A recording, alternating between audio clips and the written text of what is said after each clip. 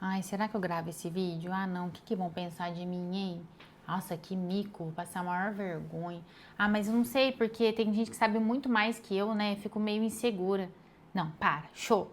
Ah, fala pra mim, você tem essas vozes dentro da sua cabeça?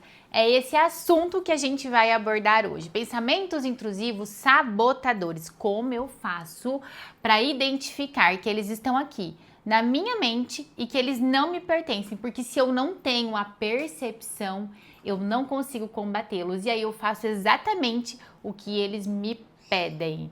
Bora descomplicar a mente comigo?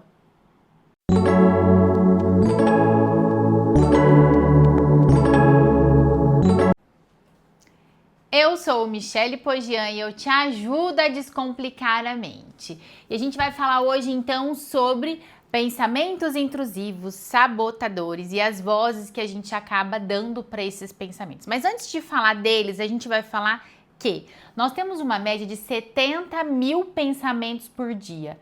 São muitos pensamentos. Esses 70 mil pensamentos, a gente pode avaliar que dá então uma média de 3 mil pensamentos por hora. Você já parou para pensar por que a nossa cabeça ela fica tão agitada com tanto conteúdo? Então, isso explica bastante coisa. E desses 3 mil pensamentos, 80% são pensamentos negativos. Medo de coisas que a gente já presenciou, já ouviu falar, de coisas que a gente tem que aconteça conosco e que nos impede muitas vezes de sair de casa, de fazer pequenas coisas despreocupadamente, com mais cautela. Esse final de semana a gente foi para São Paulo e a gente ouve falar que São Paulo é uma cidade muito perigosa. Graças a Deus são passeios que a gente gosta de fazer e a gente nunca teve nenhum problema por lá. Mas de tanto ouvir notícias ruins, até os Ubers, pessoas alertando, a gente fica sempre tenso, mesmo nos passeios. Então sempre celular no bolso, nem dentro do carro ficar ali brincando, dando mole com o celular. Por quê? Porque isso já aconteceu comigo? Não. Mas de tantas pessoas comentarem e falarem sobre isso, eu já tomo como verdade e eu já tenho essa cautela. Vai num bairro movimentado, onde exige compras, então doleira dentro da calça jeans, nunca exposto, com bolsa. A gente vai tentando minimizar possíveis acontecimentos negativos. Tudo isso por quê? Porque eu já ouvi falar, então já está aqui, ó, dentro da minha memória. Mas isso não me impede de ir viver aquele momento. Mas muitas pessoas não conseguem, elas travam diante de situações de medo. Por quê? Muitas vezes nós somos sequestrados emocionalmente.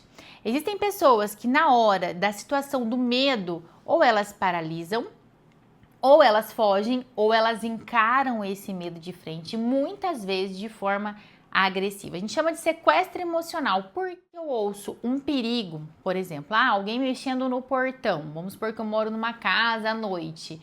O que acontece? A minha amígdala cerebral, ela dispara, mandando a informação para o meu cérebro que, tem alguma coisa errada. E ela me manda medo. Esse medo, teoricamente, seria para me deixar em alerta, como uma proteção, e não para me paralisar. Mas como eu não sei lidar com esse sentimento, muitas vezes eu paraliso. Ou eu fujo, ou eu ataco, eu vou pro confronto, eu vou pro embate, como a gente já falou no nosso primeiro vídeo do canal, lembra? Quando a gente falou sobre vingança, exatamente aquela situação.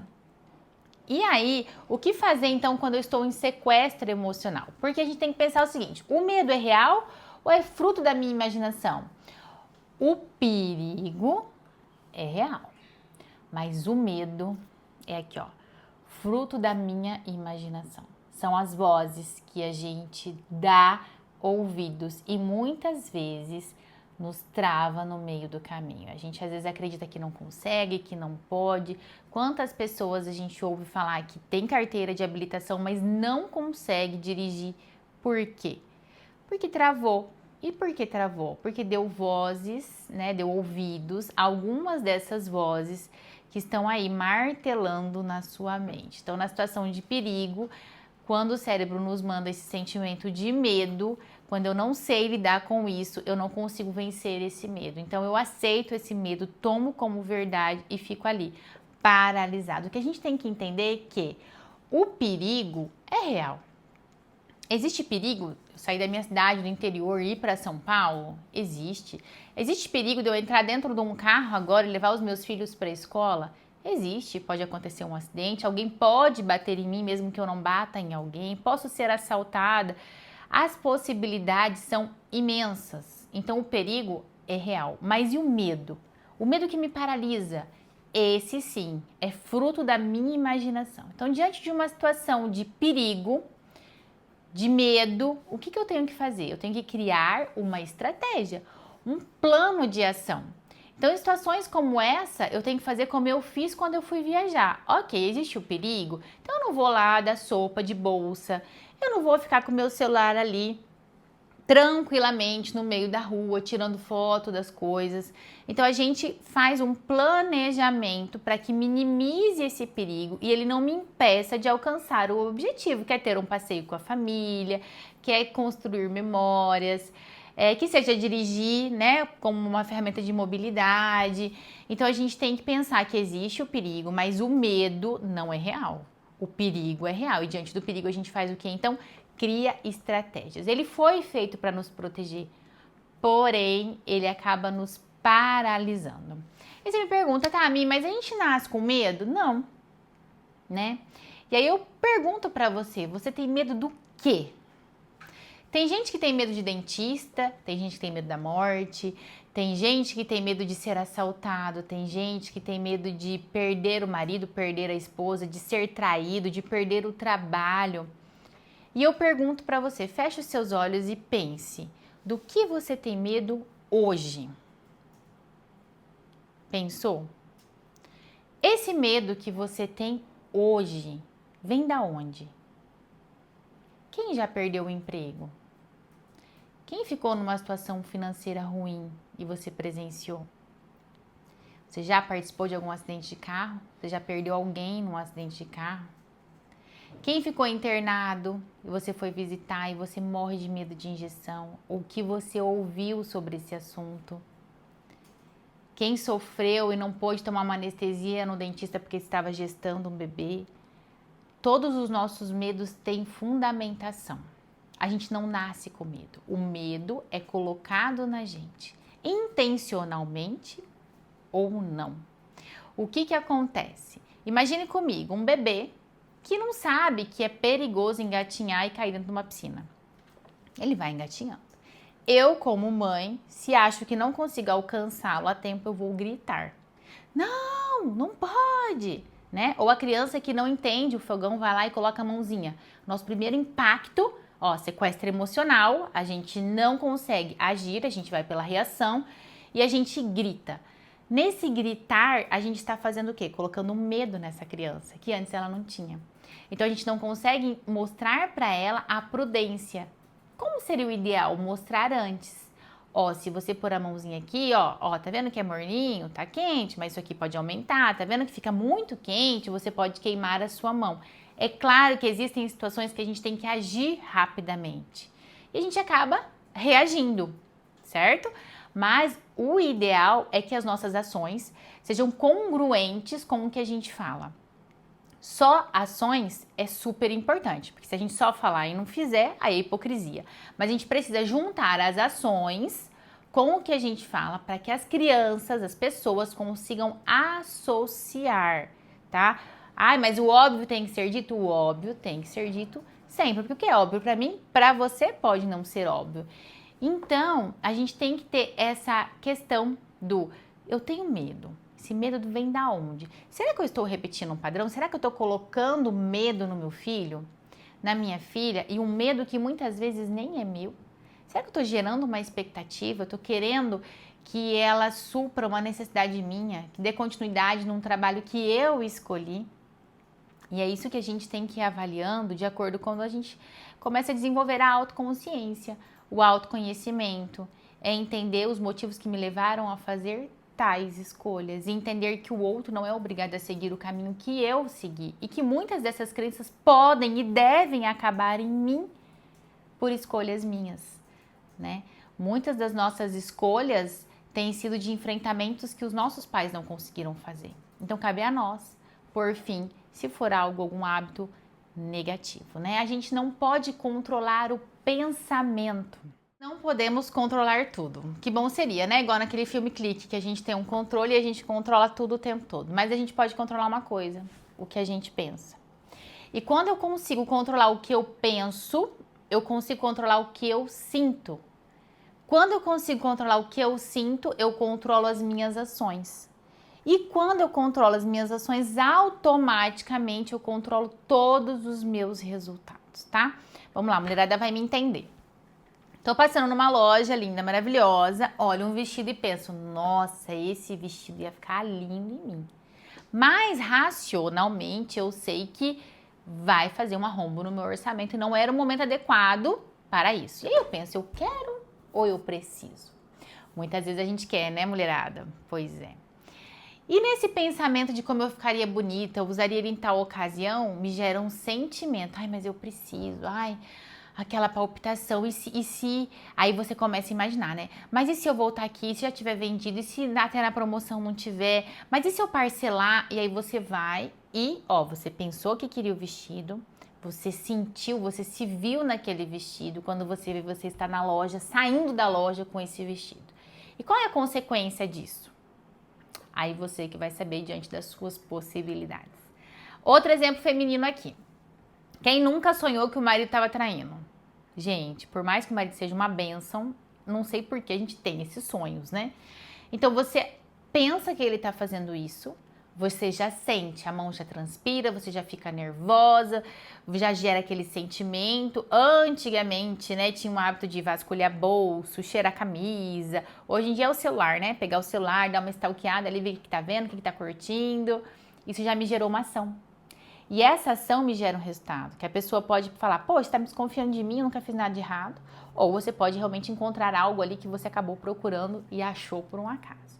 Mas é isso que a gente tem que entender, que os nossos pensamentos geram os nossos sentimentos, que geram as nossas ações. Eu dei 2 exemplos, mas tudo na sua vida você tem que entender que tem os resultados e começa onde? No pensamento. E a gente controla o pensamento. Quero perder peso, mas eu não consigo. Por que eu não consigo? Porque eu penso naquela coisa gostosa. E aí eu já sinto aquele desejo de comer, daí eu já vou e como aquilo, e eu já tenho aquele resultado que não é aquilo que eu queria. Então a gente precisa mudar o pensamento. Só mudando o pensamento a gente muda o hábito. E como a gente faz isso, Michele? É se conhecendo. Quando eu me conheço, eu reconheço o pensamento. Por que eu como? Porque na hora vem o pensamento que, ai, que delícia comer tal coisa. Eu não reconheço aquele pensamento como algo ruim. Eu simplesmente vou e ajo conforme aquele pensamento, porque gerou um sentimento. Quando eu tenho a percepção, eu consigo segurar aquele pensamento. Não, peraí, eu tô com vontade de comer isso, mas será que tem que ser hoje? Mas será que eu não posso deixar pro final de semana? Mas será que eu já não jaquei ontem à noite? Então, quando você tem a percepção do pensamento, você consegue regular, contornar essa situação para você chegar no seu destino. Tá, me desenvolvi isso, agora eu tô bem mais tranquila. Então, o que eu faço? Eu consigo manter a calma, né? Diante de uma situação de medo, por exemplo, eu consigo contar uma nova história. Olha, cérebro, eu sei que você não quer deixar eu ir viajar porque você quer me proteger, mas ó, vamos cá, vamos contar uma nova história para isso? Eu já pensei, eu vou fazer assim, eu vou descer de Uber, eu já tô com o hotel reservado, eu vou tomar cuidado, eu vou com o celular dentro da doleira, eu vou com o dinheiro dentro da calça, eu não vou ficar andando de bolsa. Você já vai acalmando o seu cérebro, contando histórias para ele. Mas como eu faço isso? Só se eu tiver percepção. Se eu não tiver a percepção que eu estou sendo sequestrada emocionalmente, eu vou agindo conforme ele quer que eu haja. E aí eu vou ter o resultado muitas vezes de ficar paralisada e eu vou perder vários momentos, várias coisas da minha vida. Então o que eu costumo dizer, gente, tem uma situação de perigo, né? Uma história que foi contada de repente. O que você tem que fazer? Ela te gerou medo e você ficou paralisado. Você precisa contar uma nova história. Você tem que perceber que esse pensamento não pertence a você. É você, sua consciência, olhando para este pensamento. Falar, tá, ok, entendi, você quer me proteger. Mas vamos lá, de onde está vindo isso? Ah, porque aconteceu com fulano. Tá, aconteceu com fulano, mas será que o fulano tomou o cuidado devido? Será que ele estava... Entende? Então você vai criar uma estratégia, você vai contar uma nova história para o seu cérebro e você vai se desafiar a fazer esse algo novo. Ai, fiz uma vez um bolo, o bolo não cresceu. Ai, eu não sei fazer bolo. Pronto, agora você já pensou que você não sabe fazer bolo. Ok, fiz o bolo uma vez, o bolo não cresceu, mas eu vou tentar de novo. Aí você vai, tenta de novo, conta uma nova história para o seu cérebro e o bolo fica bom. Ok, eu sei fazer bolo. Então é criar estratégias e arriscar novamente para que você consiga fazer outras coisas, tá? Dentro de nós temos vozes que nos impulsionam e a gente tem também as vozes que nos travam. E quais as vozes que você tem dado ouvidos hoje? A voz que você não é capaz de fazer uma faculdade, a voz que você é muito velha para fazer alguma coisa, a voz que, isso não é para você, mas eu vou começar tudo de novo. Mas será que vale a pena? Essas vozes estão te atrapalhando ou te impulsionando para ter mais equilíbrio na sua família? Te ajuda a ter uma comunicação assertiva com as pessoas que você ama? Essas vozes, elas têm te ajudado ou elas têm te feito acreditar que realmente você não é ninguém? Será que você ouve essas vozes e fica se comparando com outras pessoas? E quanto mais você se compara, mais você se minimiza? É isso que é importante avaliar.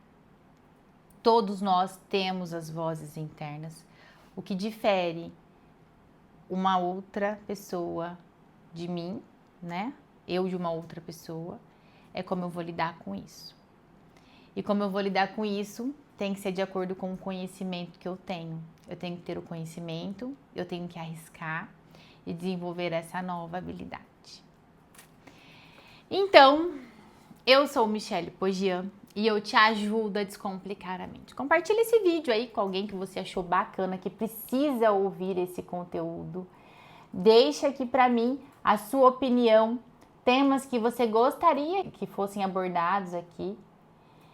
E curte, deixe seu like, se inscreva no canal e me ajude a levar esse conteúdo para mais pessoas. Até mais!